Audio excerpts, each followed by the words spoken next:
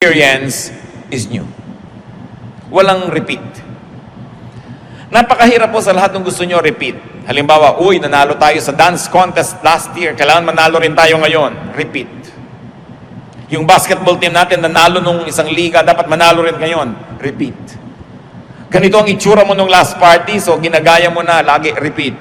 Meron nga po ako isang babaeng nabati noon sa church, ang tagal-tagal na. Yung buhok niya parang napakalakas yata ng hangin na nagpunta lang sa isang tabi. One-sided yata ang tawag doon. Sabi ko, sister, ang ganda ng buhok mo. Alam niyo po, 6 na buwan, hindi niya pinalitan, nakaganon lagi yung buhok niya. So, pero hindi ko na pwedeng ulitin yung puri ko, no? Na araw-araw, ang ganda ng buhok mo, hindi nakikita ko dahil hindi na bago. When people try to always be what was, you actually ruin your chances at being happier.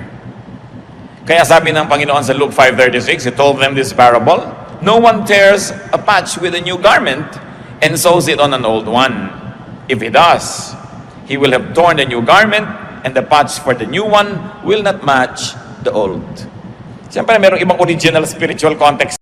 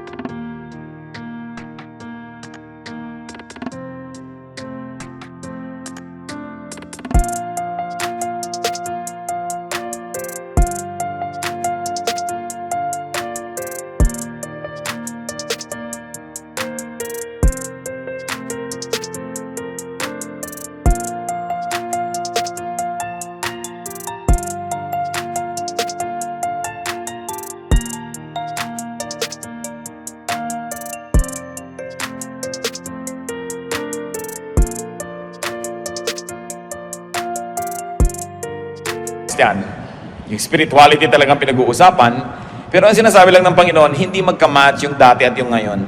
Huwag niyong piliting pag-matchin yan. Ang tao nagbabago. Yung pinakasalan nyo 10 years ago, ibang tao na yun ngayon. Alam nga naman na ang dami na niyang naranasang ginawa't init, gutom at pagkabusog, natutunan, ang dami na niyang kabiguan at mga tagumpay. The same pa rin siya as 10 years ago. That's impossible. Alam niyo, ang mga tao who fall out of love, yung mga tao na hindi nakaka-cope sa nagiging ugali, nangyayari sa kanyang asawa, yun na naghihiwalay eh. Kasi, mabuti pa nung nililigawan mo ako, no? Lagi kang may dalang bulaklak, no? Sasabihin naman siguro nung asawa mo, hindi lang masabi sa'yo, wala ka pa kasing varicose veins nun. Ang hinahanap mo lang yung dati ako, ikaw yung dati ka, nasa na? Di ba? Laging nung araw, no? Itsura mo nga ngayon, tsaka nung araw, compare mo, so, nagbago ka rin. Nagbabago ang lahat. Yung hindi tumatanggap ng mga pagbabago, yun ang hindi nagkakatagalan. Ipinapako mo siya sa ganon. Ipinapako mo sa ganon. So, bago-bago yan. A new attitude, a new heart, a new vision will definitely see new blessings. Pag bawat araw dumating, wala kayong nakitang blessing, kasalanan nyo yon, di nyo tiningnan. Kasi ang sabi, they are new every morning. Meron. You want to have an enjoyable day, always look for the good. You will succeed looking for the good. But let me tell you, if you look for the bad, you will also succeed. Because in everybody, there's a good and the bad. In every situation, there's a good and the bad. There's always the pro and the con. There's always the advantage and the disadvantage. It depends on where you look. So do not always look for the bad.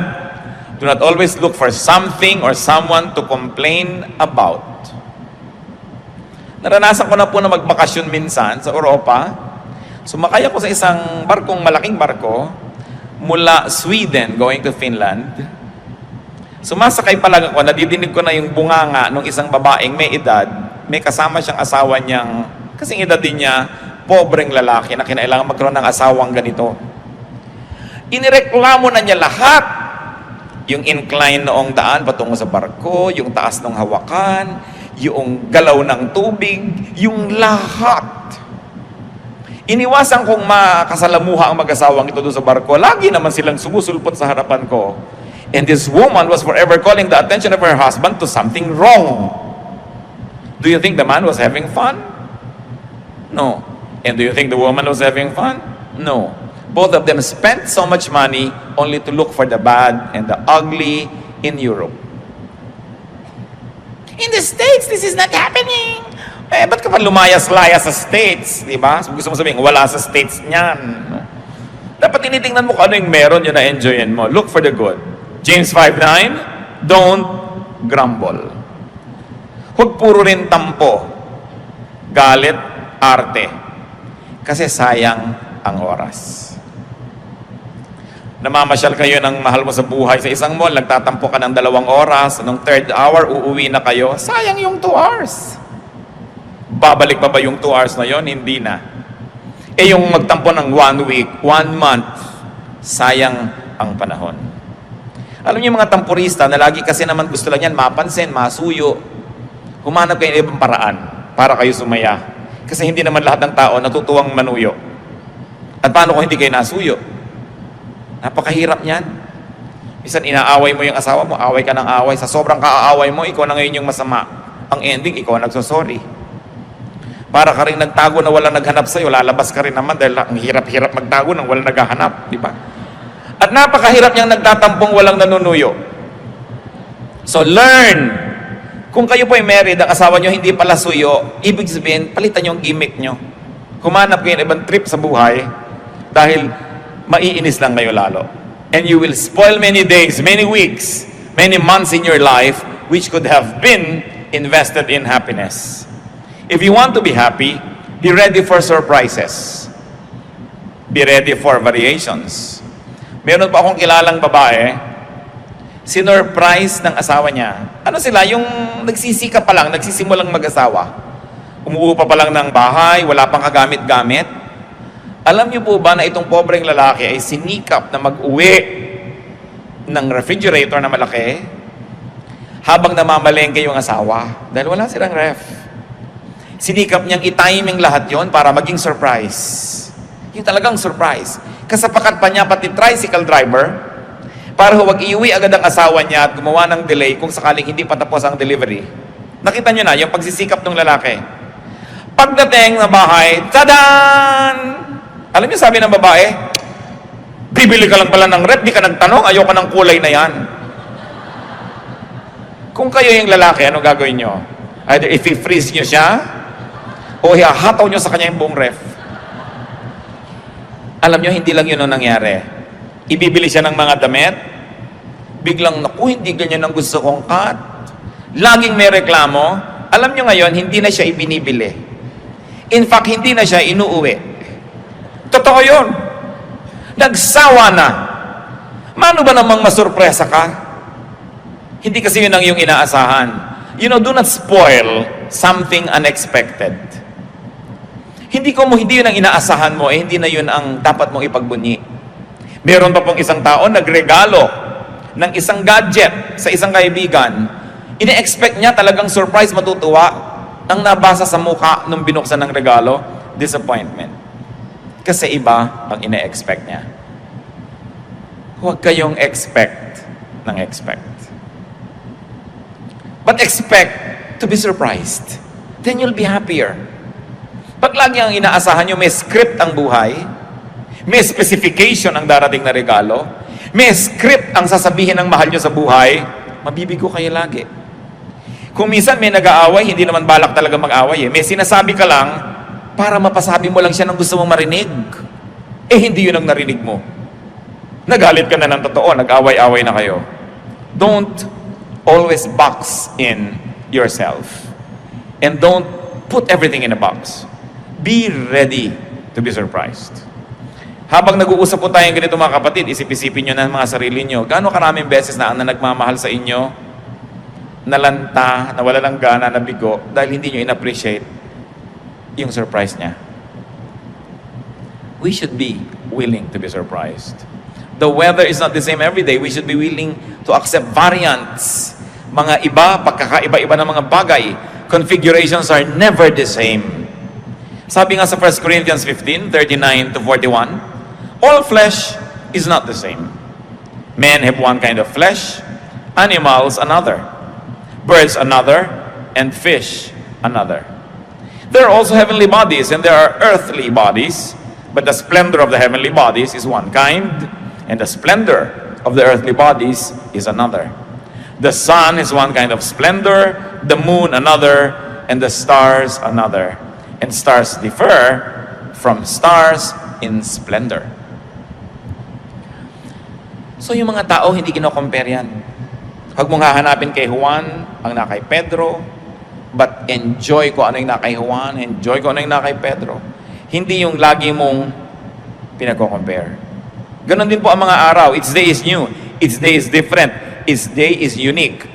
It is impossible that there will be 2 days that are the same. Una, iba yung date, hindi na yun babalik. Iba yung posisyon ng araw, iba yung temperature, iba yung moisture, hindi yan pare-pareho. Kung lagi mo hahanapin yung gusto mo lang na klima, maraming mga araw, hindi ka mag-enjoy. So kung ano yung nandun, tanggapin. Make the most out of it. How else can you enjoy every day as worshipful activity, ha? Hindi yung nyo makasarili, narcissistic activity, but an activity that glorifies God. Because it is God who is the giver of every day. The only way to thank God is to enjoy that day. To learn from it, to be blessed by it. Be ready to enjoy physically, mentally, socially and emotionally, and be ready to enjoy spiritually. Now, you cannot always do that every day, not all of them.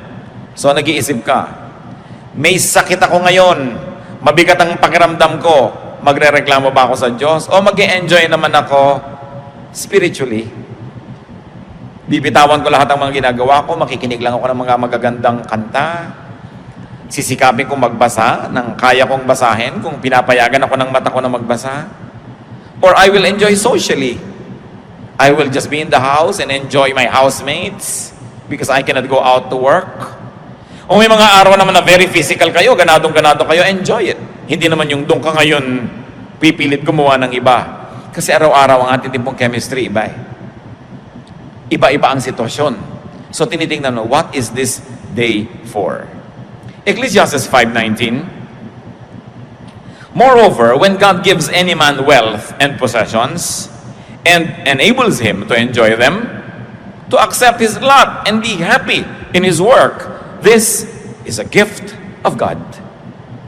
Sabi po ni Solomon, pag naibigay sa inyong Diyos na pagkain at binigyan pa niya ng gana, aba, samantalahin niyo yan. Kasi minsan may gana kayo, wala yung pagkain na gusto niyo. Minsan may pagkain, wala kayong gana. Pag nagkasabayan, enjoyin niyo. Ano man ang nandyan, kailangan yan na huwag papalampasin. Ngayon, mga tao, ganyan din po mga kapatid. There are people that you can enjoy physically. Nakakapaglaro kayo, nakakapag-tennis kayo, you do things physically with them. Good. Pero huwag nyo na laging hanapan niya na magkakaroon din kayo ng mental enjoyment. Kasi hindi naman lahat ng katangian nasa isang tao. So may tao naman na pagkasama mo siya, talagang it's a mental game. It's nice. You get fulfilled. And there are people who are very socially nice to be around. They make you feel good. And there are people who make you enjoy spiritually. Bihirang nagsasama-sama lahat yan sa isang tao. Kaya ang tao na mag-enjoy ng buhay, marami ring mga karakter na tao sa kanyang buhay. At pinapayagan mo rin ang mahal mo sa buhay na maministera ng iba. Hindi ko may asawa ka na, kayo na lang ang tao sa mundo. May girlfriend ka, may boyfriend ka, kayo lang ang tao sa mundo. Because you cannot always deliver. Kung minsan iba yung kaligayahan ng asawa mo, pag mga kapatid niya ang kasama, so bakit mo pagkakaitan? Pag yung mga kaeskwela niya nung high school, meron naman siyang ibang klaseng fulfillment, iba naman pagkakayo, so hindi ka dapat laging seloso. Liban na lang you're a superman or a superwoman who can give to your loved one everything that your loved one needs, you must permit them to be ministered to by others. So long as, if you're married, it doesn't endanger your relationship. Yan lang naman ang pag-iingatan na yung inyong pagiging tapat bilang mag-asawa ay malagay sa panganib. And in that case, magtyaga kayo sa isa't isa. Dahil mag-asawa kayo Pero, why don't you grow? Halimbawa, yung asawa mo, ang hilig-hilig manood ng basketball, 20 taon na kayong mag-asawa, hindi ka makaupo sa isang buong game at pag-aralan yon. Sasabihin pa ng babae, ano ba yan, agawan na agawan sa bola? Bakit hindi nilang bigyan ng tigis ang bola ang dalawang team? para matahimik sila. At di walang laro. Pag-aaralan mo ngayon to be the enjoyable partner, lalo kung may asawa ka. Duty mo yun, kapatid. Hindi mo sasabihin, ganito na ako nang napangasawa mo ko, so pasensya ka. Alangan namang mag-stick na lang siya sa'yo dahil wala siyang choice. Kulang naman yung enjoyment ng marriage nyo. So you also begin to change your ways. You also do not set yourself in stone, or you do not set yourself in wet cement and quick dry cement, kasi kailangan nagbabago ka rin. Kasi pag nag-e-enjoy ang asawa mo, nag-e-enjoy ka rin. Pero pag siya ay hindi nag-e-enjoy, madadamay ka rin dyan. Kahit ano pang sabihin mo. So meron tayong pananagutan sa isa't isa. Alam niyo kaya kung minsan tayo hindi dapat nakikipag-away. Halimbawa, hindi mo kailangan ng isang tao. Mabubuhay ka nang wala siya. Pero naisip ba natin na, paano naman siya, kailangan naman niya ako? It's a ministry. Kaya lalo't kung may asawa kayong matalino, sa tingin nyo matalino, maghabol kayo kahit paano. Mag-aral-aral kayo, magbasa-basa. Alamin nyo yung mga interest niya, para nakakapag-tennis naman ang utak nyo. Hindi magsaserve siya ng bola, hindi mo na maibalik. Magsaserve siya ng bola, hindi mo na maibalik. Kahit sa tennis, 3 balik, wala na. Game finished. Love set. Wala na. Game over. At may taong ganun, kahit anong sikap mo makipag-usap, hindi maibalik ang usapan. 3 lang ang alam niyang topic sa mundo. Yung medication niya, yung mga karamdaman niya, at yung reklamo niya sa kapitbahay. Every day, yun ang topic niyo. Sa palagay niyo, hindi kayo pagsasawaan. Kaya kailangan ng utak pinalalago. A very attractive person is a person that can always engage you mentally.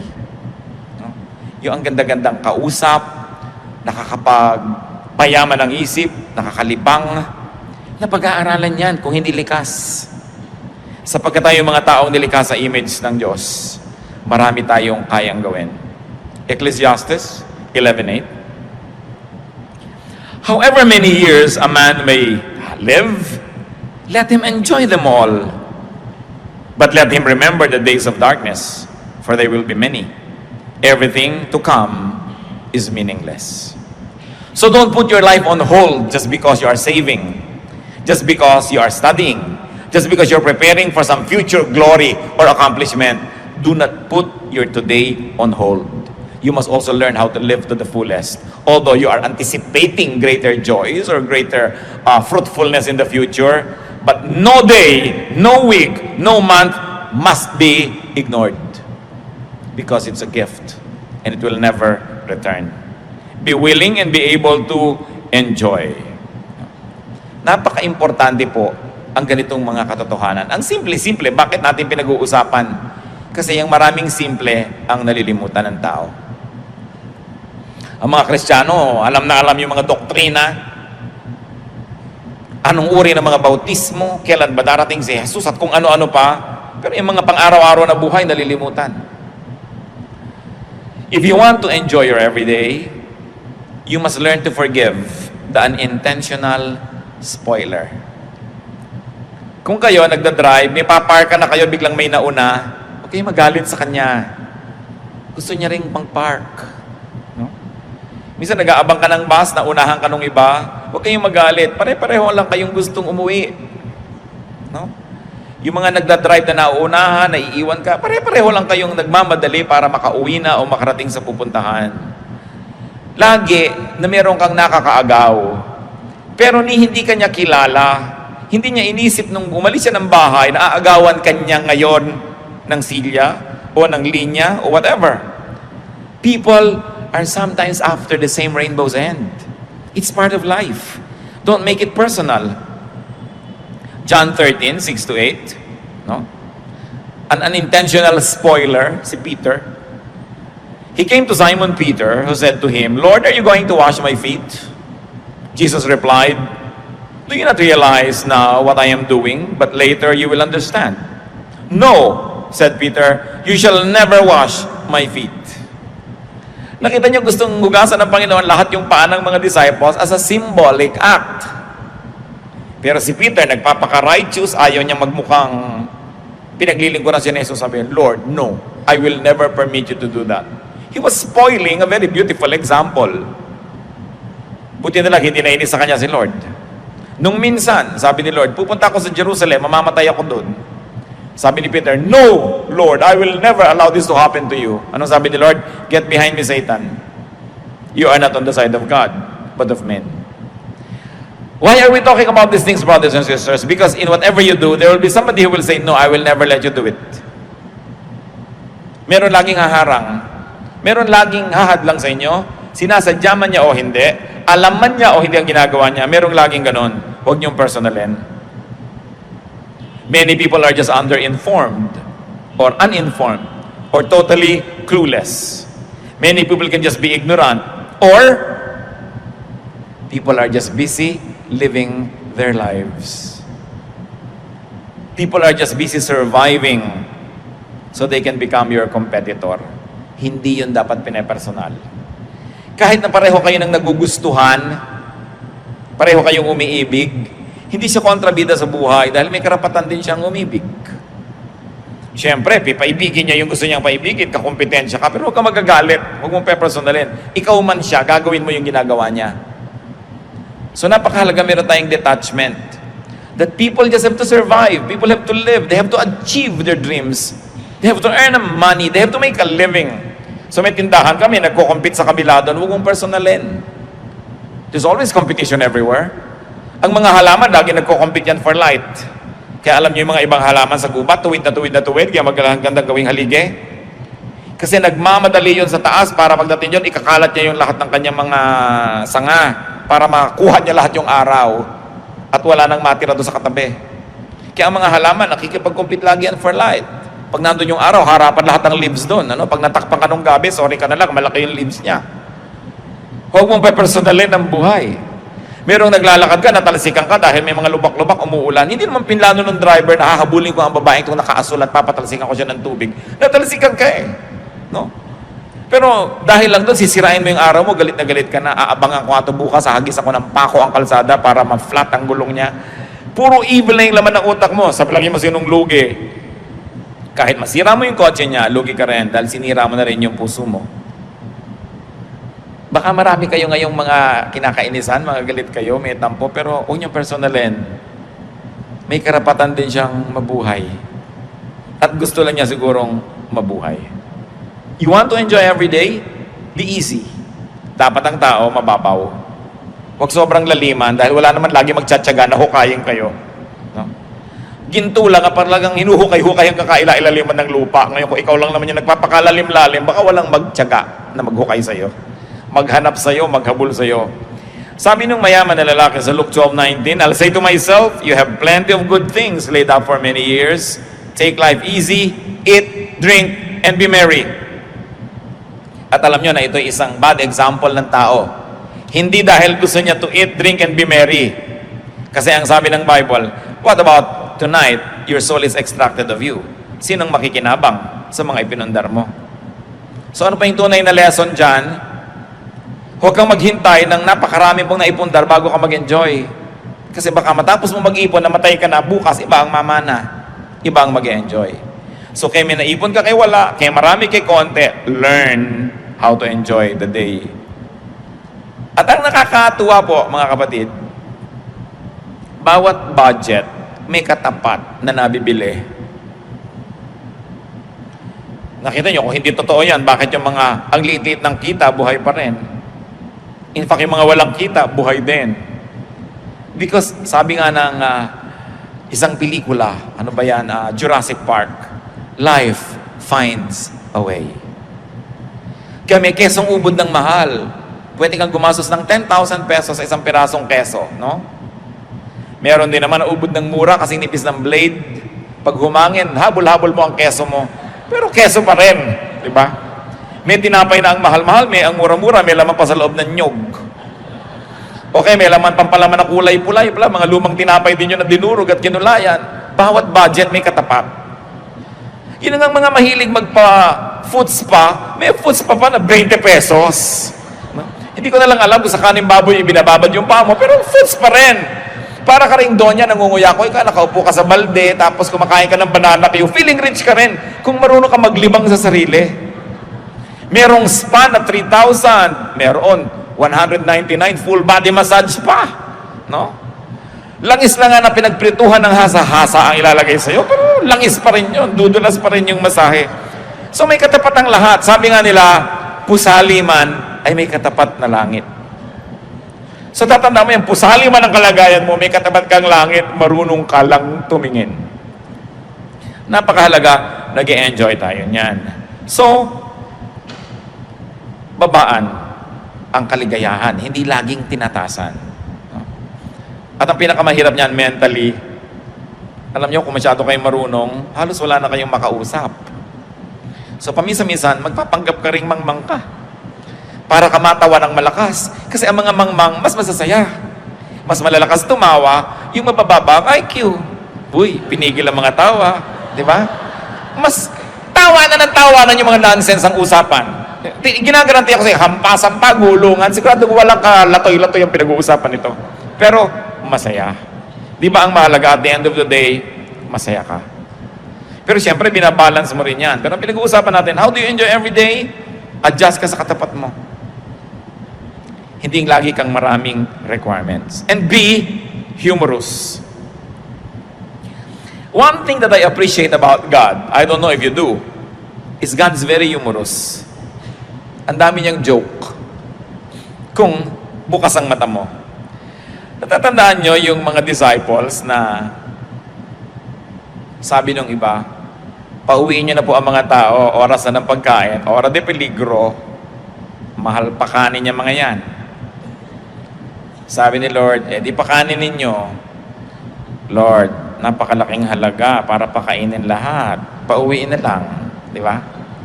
Tapos, naghimala ang Panginoon, yung kaprasong tinapay, konting isda dyan, dumami na pakain ng libu-libong tao. Nasaan ang joke? Matapos yon, ipinaipon ng Panginoon ng mga pispis. Yung mga tira, ilang baskets? 12. There were 12 disciples ha? Sabi niya siguro, nagda-doubt kayo, gusto niya magtipid. O tigi-tigis ang basket kayo, yan ang pagkain niyo sa susunod na linggo. Tigi-tigis ang pit-pit sila. Bakit 12? 12 kasi nagre-reklamo. No? Humor. Hindi yung pag binubuksan niyo yung Bible, parang dan, dadan, dadadan. Tapos bababa ang mga anghel, may tugtog na organ. Hindi niyo makikita yung humor. Makita niyo dapat yung humor niyan. Yung mga Israelites, reklamo ng reklamo from Egypt to Israel. Anong ipinadala ni Lord? Para tuklawin sila? Takot-takot na ahas. Kaya pag may ahas na lumalabas, ahas! Takbuhan sila, di ba? Takot na takot sila. Sabi ni Moses, Diyos ko naman, maawa kayo sa mga tao. Tigilan po natin ito, kawawa sila. O sige, Moses, gumawa ka ng ahas, bronze snake, sabi niya. Ilagay mong gano'n sa mataas na poste, at lahat ng natutuklaw, titingin sila doon para gumaling. Yung kinakatakutan nilang tumutuklaw sa kanila, yun ang imahen ngayon ang titingnan nila para sila gumaling. Pag hindi humor yun, ewan ko kung ano yun. No? Sabi siguro nila, ayan, kung sa Canada pa, diyan ka bumangon. Ahas ang nagbigay sa iyo niyang danger. Ahas. Form of a snake. Kaya ang logo po ng medicine, yung ahas di ba? Na nakakapit dun sa poste. Yun. Kasi nagpapagaling daw yung ahas. Subukan nyo. Ha? Kaya napaka-humorous Pero yung ahas, kinakatakutan ng tao, yung pa yung image ng pagpapagaling. Pag hindi nyo tinignan ng gano'n ng Biblia, hindi kayo mag-enjoy. No? Ang daming ginagawa ng Panginoon na talaga kamangha-mangha. Itinaboy sila doon sa gilid ng dagat, nasukulungan sila ng kaaway, dagat na lang nandun, malay ba nilang bubuka pala yun? No? Humor. God is so humorous, so God's people should be humorous. Psalm 126, 2-3. Our mouths were filled with laughter, our tongues with our songs of joy. Then it was said among the nations, the Lord has done great things for them. The Lord has done great things for us. We are filled with joy. Are you filled with joy?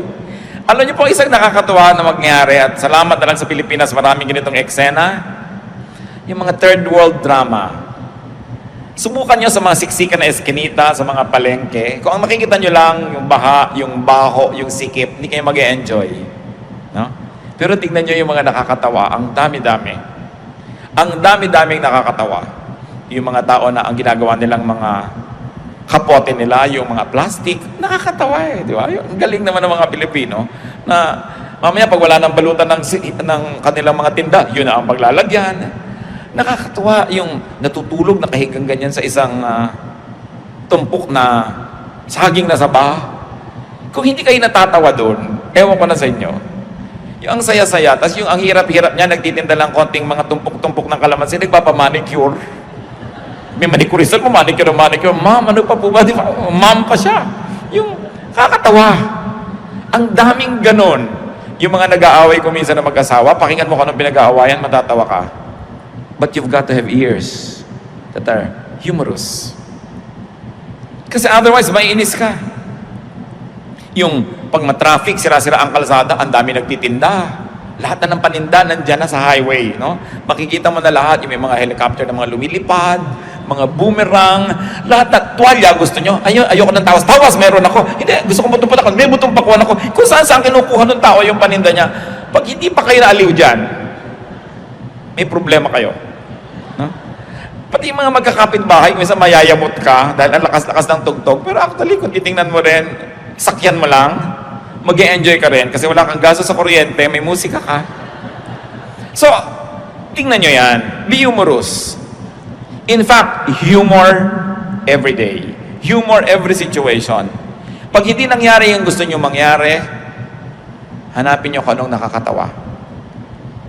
Nakapila kayo ang haba-haba, naranasan ko na to noon. Well, I have friends who are very, very helpful. Kung ano man ang kailangan ko sa gobyerno, passport, anything, NBI clearance, ide-deliver sa akin yon. Pero kung minsan ginagawa ko yon talaga, ipila ko doon kasi gusto ko maranasan ng nararanasan ng lahat ng tao. Nakapila kami sa NBI na ganyan, ang tagal-tagal ng pila. Ang init-init, sari-sari. Alam nyo, mamaya, meron doon sa pila, isang babae at isang lalaki, nagdadrama na sila, kunwari ligawan. At binubuyo-buyo naman ng mga tao, nagkakantsaw-kantsawan sila, may nagpari-parian, ikinakasal sila, doon sa pila. Hindi ko lang alam kung itinuloy nila pagkatapos. Pero nakaka-invento lagi ang Pilipino ng kasiyahan, kahit ano pa ang kalagayan. Nakita nyo, nagkuko, may mga nagtitinda ng lobo, di ba? May mga kumakanta, only in this country. So when you say only in the Philippines, say it positively. Kasi we know how to celebrate life. Kahit konti-konti ng pera, kahit hirap na hirap, nakakagawa ng paraan para sumaya ang tao. At yan ang mahalaga natin, lagi ma-appreciate. And as I have said kanina, you want to be happy, don't get too personal. Huwag niyo sabihin, pinagkakaisahan ako ng buong mundo. You and me against the world. Hindi kayo ganun ka-importante para pagkakasayahan ng buong mundo, naguluhin kayo. Yung ang buong mundo, nagkaisa, nagsapakat para pahirapan kayo, hindi kayo ganun kahalaga para pansinin kayo ng buong mundo. So don't exaggerate. Huwag yung idrama na ang buong mundo, kinakawawa ako, pati ang Diyos, tinalikuran ako. You know, nakakapagod tumalikod kaya hindi ka tatalikuran ng Diyos.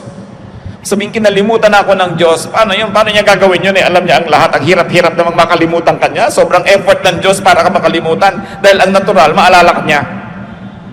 So yung sasabihin, nakakalimutan ako ng Diyos. Pinagtatakloban ako ng langit at lupa. At salaga, idadamay ang lahat para ka lang maipit. Pagtatakloban ka ng langit at lupa. Yung ganyan mga madramang salita, nakaka-influensya ng attitude natin. Huwag niyong personalin, no? Dahil talagang panapanahon lang ang buhay at totoo yung swerte-swerte lang yan. Huwag kayong laging nagagalit sa nangyayari sa inyo na parang ipinlano ng lahat ng langit na ganun yun. Ecclesiastes 9:11, I have seen something else under the sun. The race is not to the swift or the battle to the strong, nor does food come to the wise or wealth to the brilliant or favor to the learned. But time and chance happen to them all.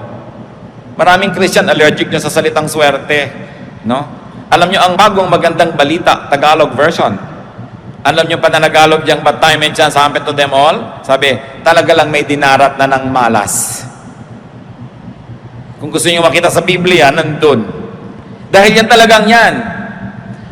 At yung paniniwala ko, minsan, ay sinuwerte lang minalas, na may sakit, may namamatay, doon na lang kayo talaga malungkot sa dapat ikalungkot. Pero yung mga pwede namang baligtarin nyo at pasayahin nyo, pasayahin nyo. I-reserve nyo na lang yung luha nyo sa talagang dapat iluha. At sinabi sa Biblia, marami naman yung araw na yun. Di kayo mauubusan sa isang lifetime. So please, huwag nyo nang palungkotin ang hindi naman talaga malungkot. Mag-a-outing kayo, nainis lang kayo nung umaga dahil nakalimutan yung karne at yung uling lang ang dala sa barbecue. Eh di kainin nyo ang uling. O mag-charcoal painting kayo. O mag-fasting kayo. Pero huwag yung sabihin, sira na ang araw ko, sinisira nyo dahil lang sa kapraso. Ina-exaggerate nyo. No? When there are rats in the ship, you kill the rats, don't sink the ship. So sa relasyon nyo sa inyong asawa, mayroong mga konting problema, huwag niyong palakihin para lang magka-excuse kayo na iwan na siya. Lutasin nyo. Mayroon kayong mga konting problema, huwag niyong palakihin para lang kayong magalit sa buhay. Maliit lang yun. Paliitin nyo palalo at isipin nyo kung ano yung maganda. At the end of the day, it is not what happens in the day that makes it good or bad. It is your attitude. It is your attitude. The same heat that melts the wax hardens the clay. Maglagay kayo ng kandila sa isang oven, tunaw. Maglagay kayo ng palayok na basapat, ginagawa pa lang, titigas. Tumigas yung isa, natunaw yung isa. The same heat. So every day, depending on what you want to be, you have to decide if you're going to be wax or if you're going to be clay. Because the same heat will be there. It's your attitude. Ang nagpapasaya sa tao ay hindi ang nangyayari o ang hindi nangyayari. Kung paano niya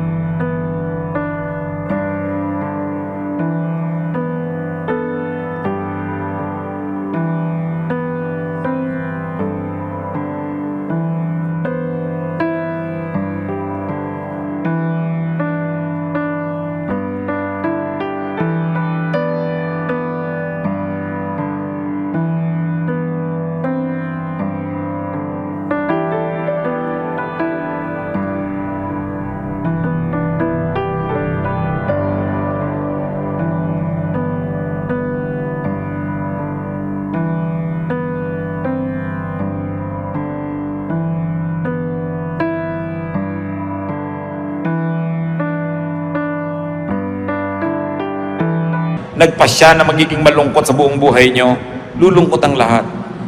Every day is a link. And no part of any link is unimportant. Pahalagahan nyo bawat araw. Tuwing gigising kayo, salamat Lord. Hindi yung naku, umaga na naman. Yung Lunes na naman. Huh? Trabaho na naman. Alisan mo naman ang trabaho, pila uli, apply. Salamat ay salamat Lord, may trabaho. Pag naman natin yung amo nyo, ay salamat, ito yung boss ko. Diba? Salamat, may opportunity ako na magpalapad ng papel. Salamat, ito yung asawa ko, hindi ito na naman yung asawa ko. Siguro naman di ko na kailangang ulitin lahat mga kapatid. Attitude lang yan. It's a matter of choice. Without today, tomorrow will not come. And most of the time, how you shape today defines the shape of tomorrow. So don't waste any single day. For all you know, it can be our last. So dapat binavalue yan. Diyos, salamat po sapagkat ang araw na to hindi pa tapos. Meron pa kami pwede ma-enjoy ng mga sandali. Pinagpapasalamat namin kung kami nagkaroon ng mga kasiyahan sa maghapon na ito. At kung kami nakapagdulot din ng kasiyahan sa iba, lalo na po sa inyo. Ituro niyo po sa amin, Lord, pahalagahan bawat araw. Lalo yung araw na kasama namin ang mga mahal namin sa buhay. It's a very, very precious time. Marami mag-asawa, hindi magkasama. So pag magkasama ang mag-asawa, turuan niyo po, Panginoon, na talagang pahalagahan yon. Ang magkapatid, ng mga mag-ama, mag-ina, magkakaibigan. Hindi lahat ng araw may gana. Hindi lahat ng araw may kalusugan. Ituro niyo sa amin, Lord, to value every moment.